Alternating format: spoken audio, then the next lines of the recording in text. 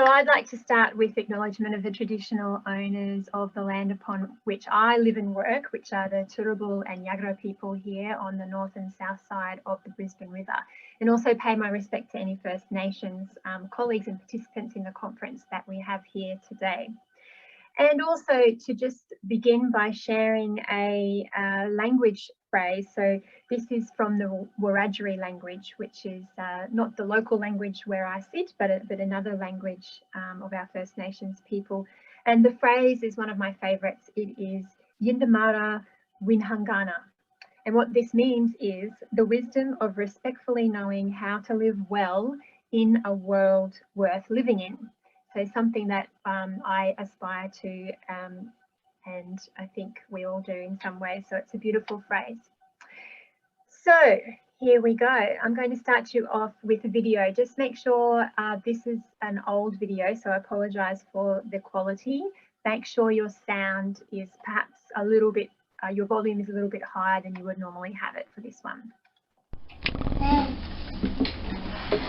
Twinkle, twinkle, little, now I wonder what you up above the world so like a diamond in the twinkle, twinkle, little, how I wonder what you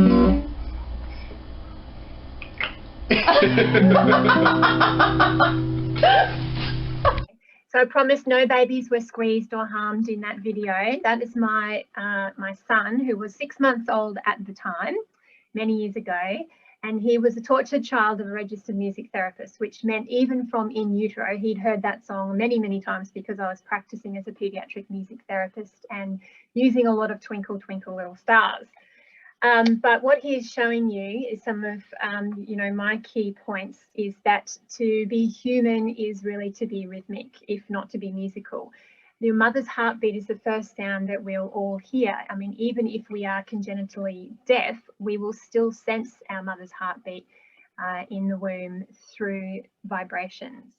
And also hearing is actually the last sense that we lose at the end of life. And so my colleagues in music therapy who work in palliative care use that wonderful fact to continue to provide end of life support and quality of life support through the sense of hearing at the end of life.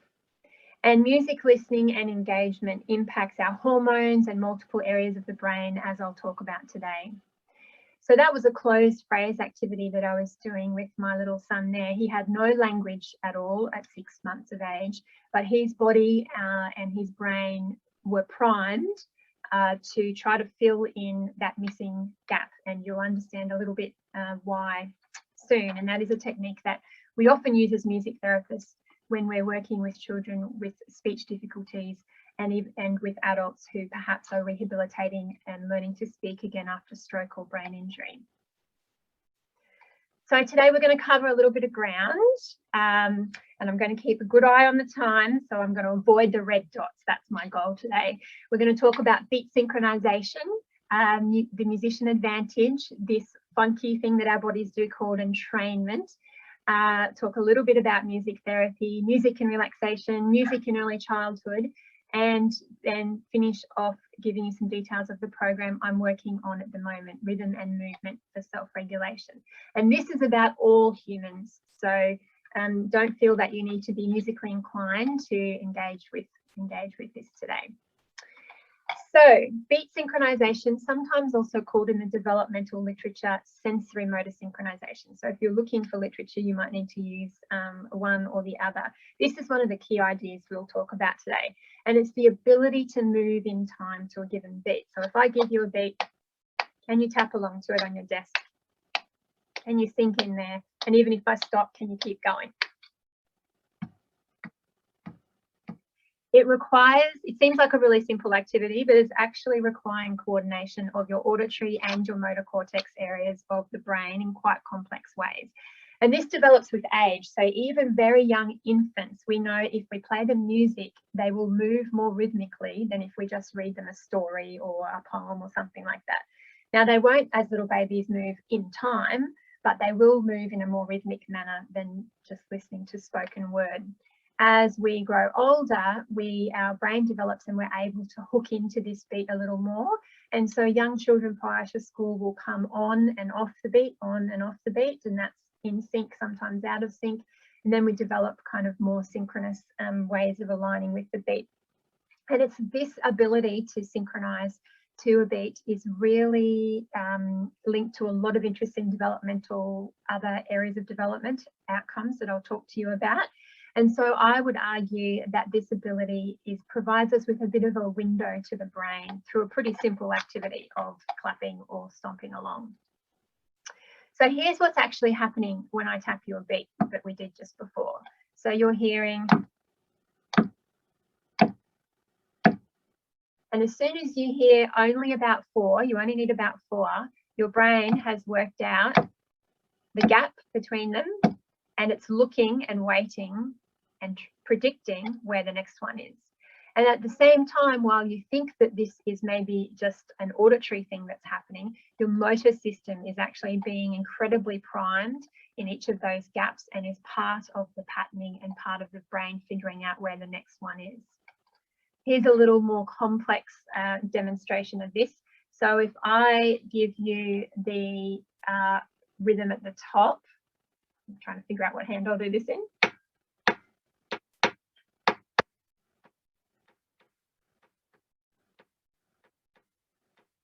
Find a beat. Here's the beat.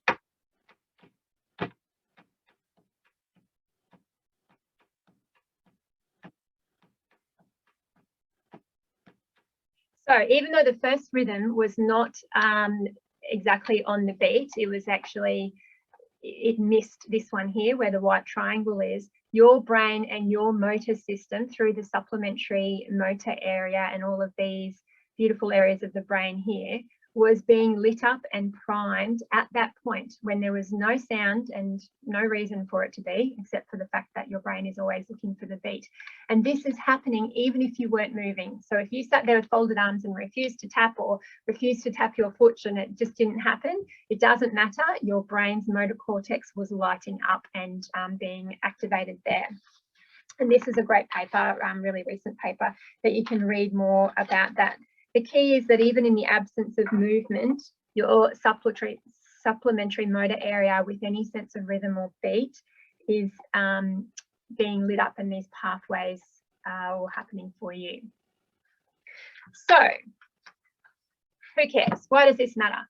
Well, this ability to synchronize with a beat is linked with lots of great stuff.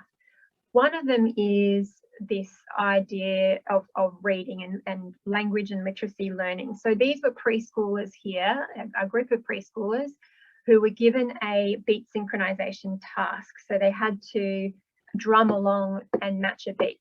And basically, given their scores and their ability to do that, they were grouped into 2 groups, the synchronizers and the non-synchronizers. So the synchronizers are in red and the non-synchronizers are in black. And then on their scores of these things that kind of prime us to be able to read, and we know are linked with learning reading, the synchronizers in red scored significantly better on phonological awareness and also on auditory short-term memory. Here's another one with slightly older children here. So this is middle childhood now. And these children were grouped in a different way. So they were grouped based on some pretty standardized executive function tests, and they were grouped into those children with executive function deficits who are shown on the left here, and then those who were considered typically developing as far as executive function goes on the right. And then they were given a rhythmic task. And as you can see on the left, the children with executive function deficits, their mean was lower on the rhythmic task, and they showed a lot more spread and variability than those who had typically developing executive function. So there's some sort of link here between rhythm and executive function at the very least. Now let's talk about where we might see this the most, and there's been lots of research on trained musicians and how their brains work and that kind of thing. I mean, there's the old adage, you know, musicians are great at maths and that kind of thing. That's actually overdone. The evidence for that exact correlation isn't quite there, but, you know, we can claim to be mathematicians as well. However, there is strong evidence that there is some, you know, brain benefits of music training. So here's a study that went to all of the poorest schools in LA and randomly assigned children into an instrumental music instruction program for a couple of years, yeah. And then some children didn't get the instrumental instruction program.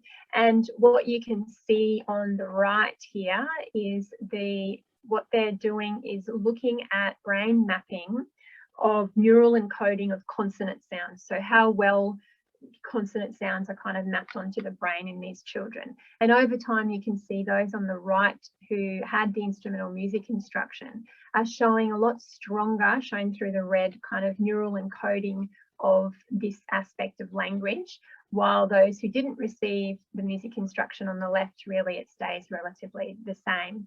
And these were then correlated with kind of later measures of academic functioning in language and literacy, with the music group having boosted scores there, which is great.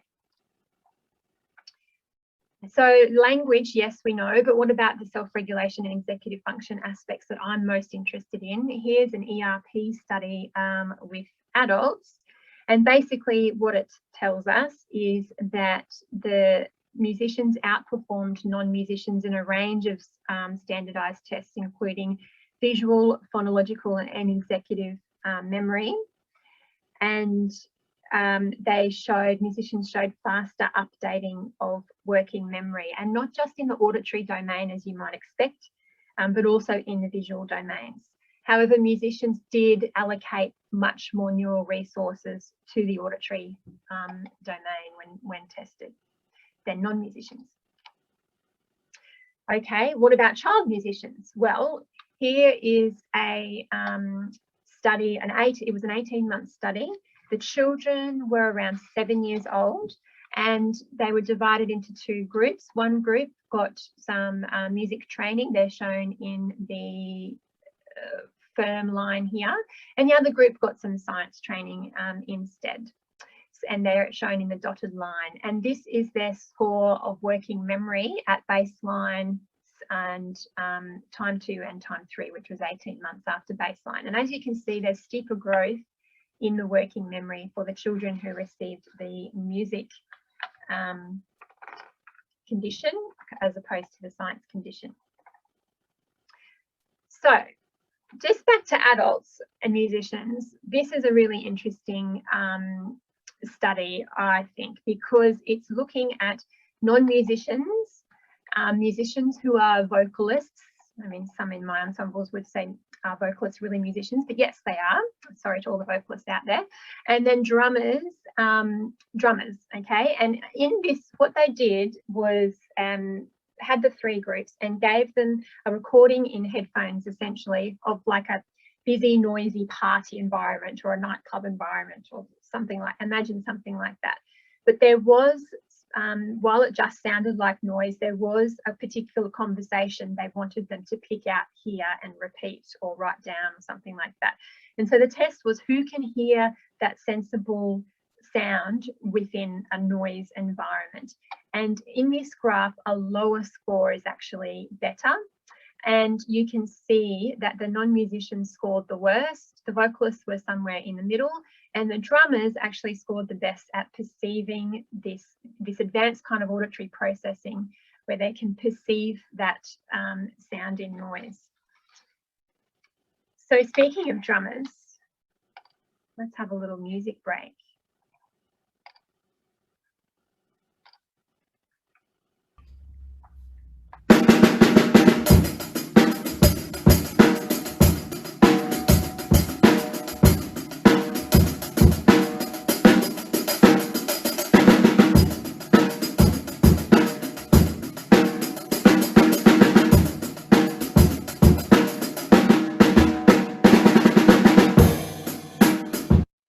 that's enough. So that is that little baby, that little happy chucker baby that you saw at the beginning, who's now 14. I no longer have permission to show his face, as you can see. I'm only allowed to record his hands. And he's now a drummer. So theoretically, he should have advanced auditory processing, and I suspect he does, looking at his grades and things. Mind you, when I ask him to wash the dishes or do the laundry, suddenly that auditory processing goes out the window. But I guess that's just being 14. So onto a bit of music therapy sort of stuff. So entrainment is this amazing idea that it's a proclivity of our human body to kind of match our physiological and physical functions to an external beat. And so this, you know, you can see this happening if you have a dinner party and you're really over it and you want to get your guests eating and out of there. Just put on some fast music. They'll all get indigestion. They'll eat really fast, and it'll be over and done with. And this is why we use, you know, fast music at the gym and not so fast music if we're at a massage or doing yoga or something like that. So our body will match our functions, and sometimes in an involuntary way. So I can give you an example. I did some work back early in my music therapy career in the Paediatric Children's Hospital here in Brisbane. And one of our jobs, we used to be paged as music therapists when a child was potential, you know, pre-procedural or pre-operative and was becoming quite anxious. And of course, the medical practitioners are trying to avoid overuse of pharmaceutical intervention with young children. So we'd get a page, you know, throw a guitar and a drum on our shoulders, run through the halls of the hospital, find this child and walk in and see the heart rate and the respiration monitor and observe the child. That being anxious, heart rate and respiration rate is up. We would match that with our improvised music, either on guitar or drum or whatever we had with us. And important was to match it first and then gradually come down. And so we were entraining that child's physiological functions to our beat. And that way we can gradually dial it down, dial it down, dial it down, dial it down with the music. And you can see it happening on the monitors. So that was a really positive use of entrainment, and I'll show you another one soon. This leads into this idea of rhythmic auditory stimulation, or RAS. So this is another area that we use in music therapy, particularly neurologic music therapists who are a kind of subspecialty of music therapy. And this is where we're using that rhythm, as I kind of explained then, to stimulate neuroplasticity. And you'll see this happening in the next video. So as we know, you know, neuroplasticity refers to the brain's ability to strengthen pre-existing neural connections or to create new ones, which means we can support people to acquire skills even after they've had a brain injury. So music does induce these neurological connections necessary for the rewiring of some of those brains. And there's been over 50 studies, clinical studies now, showing the value of rhythmic auditory stimulation for neural plasticity, and specifically in learning to use our motor skills and walk again post-stroke or brain injury. So I'll show you an example of that next. And what you just need to know watching this video when you see the text is that BPM stands for beats per minute. BPM, beats per minute. So the higher it is, the faster the beats per minute.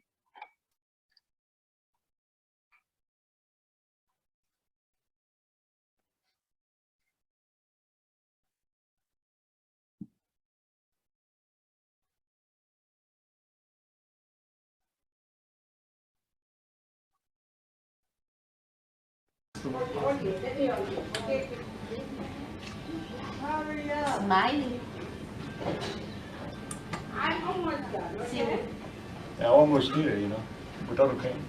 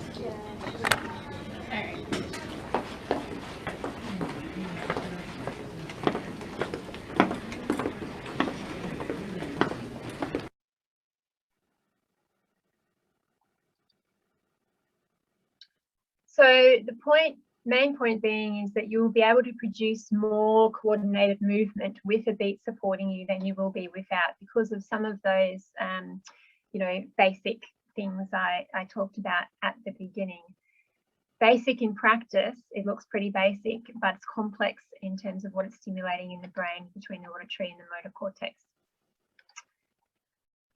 So we also know a lot about music and relaxation, and you yourself will know that you'll have your own preferred music to listen to when you want to wind down.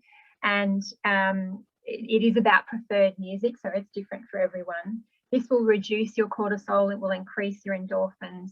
If you choose a slower tempo of music, because of that entrainment effect, it is likely to have the potential to, you know, decrease your heart rate a little and your respiration rate. And listening to music can support optimal arousal for some people. And we've got good links between, you know, the uses of music in yoga and mindfulness, where we do have quite strong evidence for mindfulness now. So in our RAMZA program that I'll talk about later, we do embed a kind of yoga / mindfulness inspired section with the children. Okay. So in terms of music in early childhood, it's kind of ubiquitous in early childhood. There's not that many children who will not engage in music in some way. And in fact, they will do it without structure or music being there. So I remember in my postgraduate music therapy degree, one of our first assignments was to go out and observe and video children just playing in a natural environment and analyse their rhythmic and musical behaviours. And there is an enormous amount that they do that has some kind of underlying rhythm or beat to it. And the way they talk is often quite sing-song and has pitch and rhythm as well. So we know that arts-enriched preschools have been linked with improved self-regulation for children.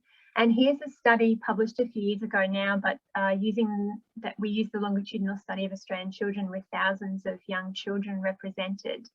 And we looked at their parents' report at 2 to 3 years of how often parents and children engaged in just very informal musical experiences like dancing together, doing nursery rhymes and action songs, you know, singing various things. We looked at that level of frequency at 2 to 3 years, and then some of the children's outcomes 2 years later when the children were 4 to 5 years. And we also included in that model shared book reading, because we know that shared book reading between parents and children is such a positive kind of home learning experience linked with lots of outcomes. So we wanted to see whether the addition of kind of high frequency music-based activities also added any value to that at all.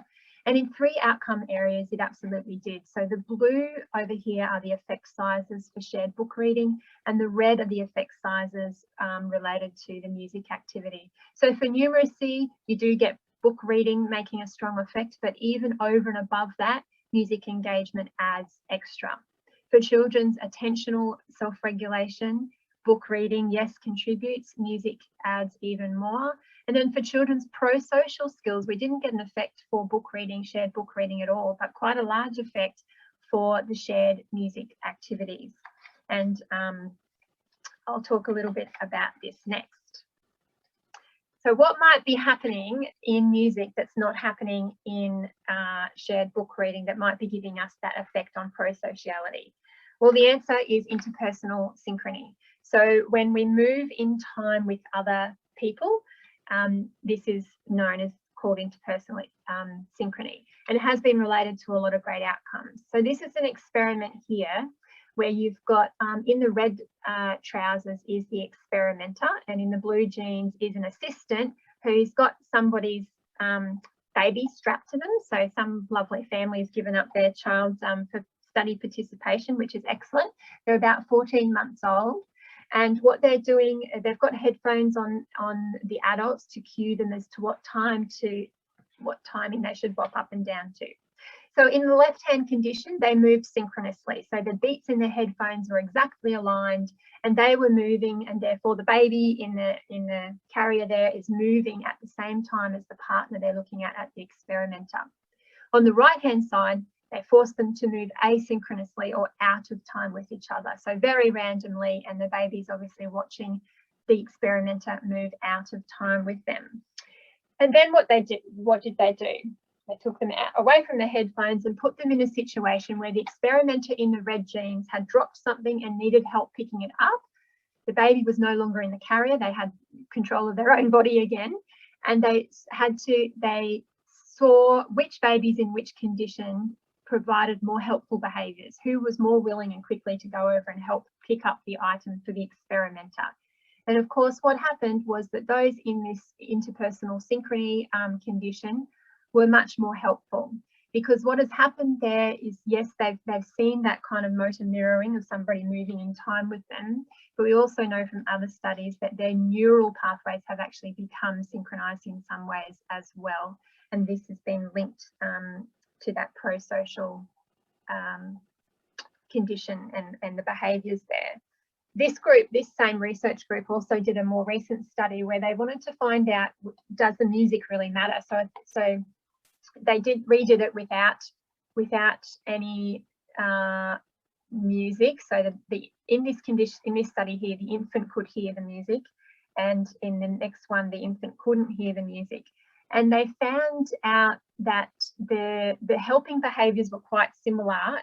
So long as you were moving in time together, bopping in time together, whether or not you heard the music or not going along with that time didn't so much matter for the pro-social behaviours. But what it did matter for was the infant's kind of fussiness and willingness to keep going with the experiment. So for the infants who did hear the music, it seemed to be a bit of a mood regulator and kind of helped them stick with the experimental conditions for a little bit longer, kept them happy, and maybe helped them fully experience the kind of benefits of that synchronous movement. They've also done this with older children, around 4 to 5 year olds, popped them in a condition on swings. So we should all go out and swing with our teams. Wouldn't that be fun? We should have swings in our workplaces.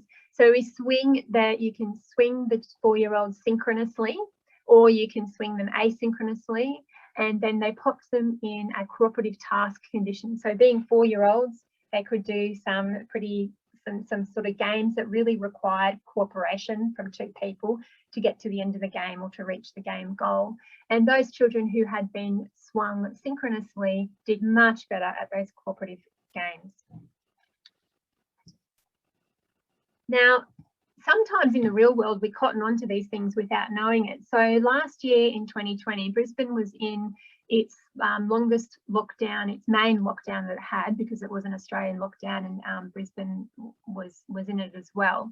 And on the 1st of May, some of our local radio personalities came up with this idea that Brisbane would all do the nut bush together, no matter where you were. So here's my legs over here with my daughters, because we were homeschooling. And the schools caught on to it as well. So the schools asked us to send videos in, and these are some children who were at school. So schools were open for those of essential workers only. So this is a large school, but it had very few children there, very socially distanced on the oval on the left-hand side, doing the nut bush. And we did it all at the same time in the morning in Brisbane. And even though we weren't together, so at home, I only had myself and my 2 children. My husband's an essential worker. He was out at work. But I think it did something for us in terms of remembering that we were part of a bigger picture, even though we were all stuck in our own homes at that time. So I would, like to start a campaign when we get to the other side of this, that we do some sort of worldwide, simultaneous Macarena, or something that people like. I mean, they're daggy as, right, these kind of dances, but they do something, I think, for us. And on that, I don't know much about football, okay? I'm not really into football, but I've heard these guys, the All Blacks, play pretty darn well. And I would hypothesize that one of the things that makes them such a great team is that before every game, they do the haka. They move rhythmically and simultaneously with each other and develop that interpersonal synchrony, and it probably affects their kind of neural synchronies and the ways they work as a team on the field. Somebody who knows more about football can kind of correct me if I'm wrong, but that would be one of my hypotheses. So how does this all come together in my current program of work? Well, all children, I would argue, deserve the musician advantage, whether you can afford fancy music lessons or not. And they also deserve those therapeutic benefits that you've seen in the music therapy videos, whether or not you're in a clinical population. So I developed RAMZA, which, you know, as Annette introduced, is bringing together my love of developmental psychology. My PhD was nothing to do with rhythm or movement or music. It was all about self-regulation development, bringing that together with my passion for the value of rhythm and movement. And it stands for Rhythm and Movement for Self-Regulation. It's a program for young children that aims to support their attentional and emotional regulation skills, as well as their executive functions. So what do I mean by self-regulation? Just to get that out of the way, I use it as an umbrella term where it includes the control of our own emotions, attention and behaviour, and also the executive functions, which in early childhood, we're pretty convinced kind of have three parts. Inhibition, you can think of that as impulse control or stopping a kind of obvious response in order to provide, excuse me, a better or more socially acceptable response. Shifting, or sometimes called mental flexibility, so that's being able to pay attention to certain components in your environment and ignore others that are trying to distract you. And working memory. Why do we care about early self-regulation so much? This is a study I did with my lovely colleague Stephen Howard from the University of Wollongong, again looking at the longitudinal study of Australian children, and this time 10 years of data. So we looked at children's self-regulation when they were around 4 years old, and then some of their health, academic and wellbeing outcomes 10 years later when they were 14 years old. Now, for those children with poorer self-regulation at 4 years old, there was a doubling of the risk of self-harm ideation and behaviour and suicidal ideation, school truancy and crime engagement 10 years later if they had poorer than their peers' self-regulation at 4 to 5 years. However, and they also had a few other, you know, risk factors around academic achievement and that kind of thing. However, what was really important is that we then went on to look at their change or their growth in self-regulation from 4 years to 8 years, so kind of across that school transition period. And for those children, regardless of where they began with their self-regulation, if that growth was quite steep and meaningful, then they reduce those risks, those adolescent risks substantially. So growth does really matter. However, we do know that lots of children will need extra support for self-regulation development. It won't just come with maturity or naturally for many children. One of my studies estimated in Australia that we had kind of sustained early childhood self-regulation problems from birth to 5 years that didn't resolve for about 30% of Australian children. However, recently in the courses I run and interacting with the field, we've got over 500 responses in this survey at the moment from practitioners. And I asked them, you know, how am I doing with that 30% estimate? How does that feel for you? And only about half in the red say that, yeah, about 30% of my class or whoever I'm working with, that sounds about right. However, almost 40% say, actually, Kate, you're wrong, it's much higher than that in my setting. It's more than 30% of children that I'm really having to work hard with self-regulation. So we'll see how that goes over time. Now, what can impact on these areas of self-regulation? Lots of things, you know, neurodiversity and stresses and all sorts of things. But one of the main issues, because I work a lot in low socioeconomic areas, is this idea of what happens when we experience kind of early poverty or low socioeconomic status. And the really great researcher to read here is Clancy Blair and his colleagues out of the States, because they've really identified how those, you know, experiences of early disadvantage impact on children's experience of stress right at the neural level and create highly reactive stress response systems, because that's kind of adaptive in an environment like that, right? You need to be ready to fight or flight. That's an adaptive response.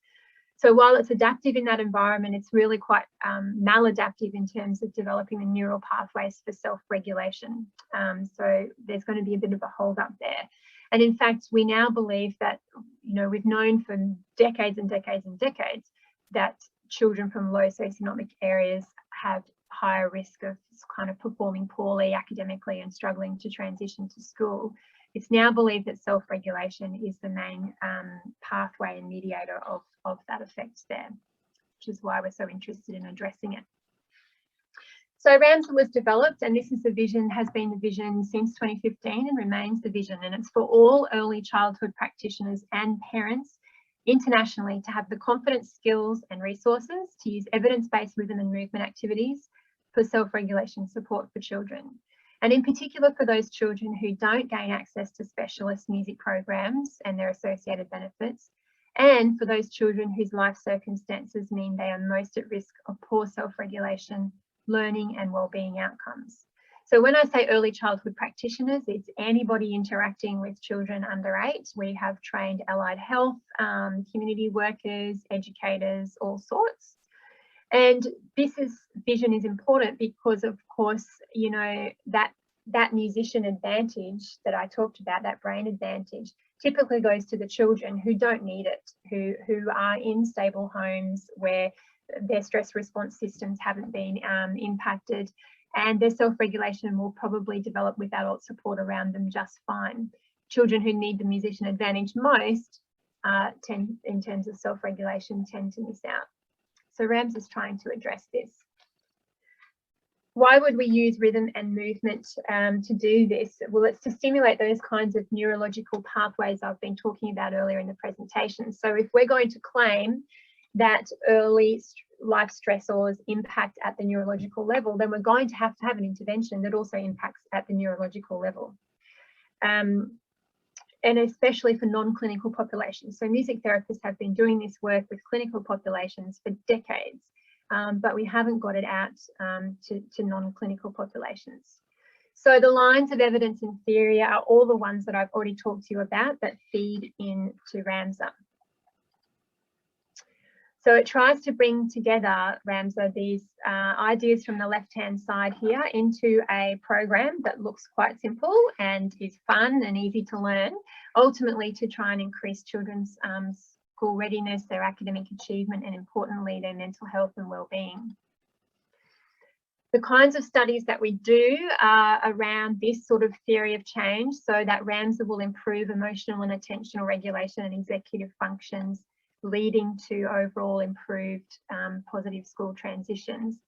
But importantly, on the bottom left-hand side here, it's around the implementation science of it. So, you know, teachers are a very harangued, educators in particular, a very harangued profession, expected to be everything to everyone and told to do a lot of stuff.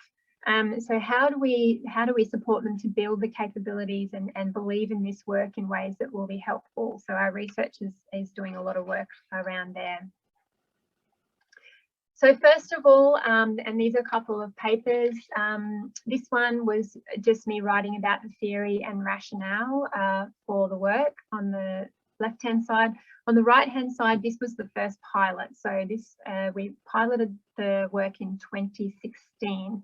We didn't train teachers to do it themselves at that time because we didn't know if it would work, and so we went in as specialists to pilot the program in kindergartens ourselves, myself and 2 colleagues, and we were literally kind of designing the activities as we went because we could do that on the fly as trained music therapists.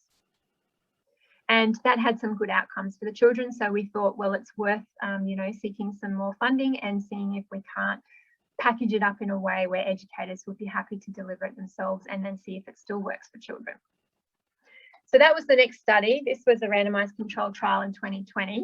And I put this image here on the left because, you know, running an RCT in kindergartens in 2020 felt a little bit like jumping out of a plane and trying to catch things as they disappeared, as kindergartens closed and all sorts of things happened.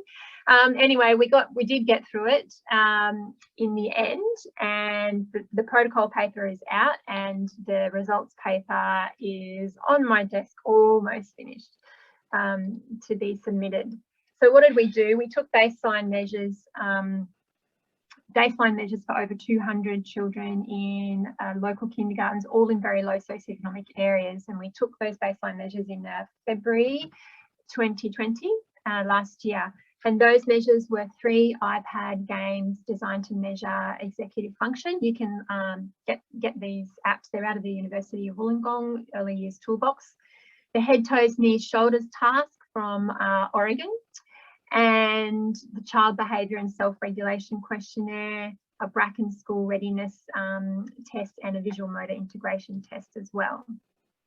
RAMZA was run in 15-minute sessions, and targeting all of these skills. We give teachers session plans and videos and audio tracks and all sorts of things to support them, and lots of training and coaching.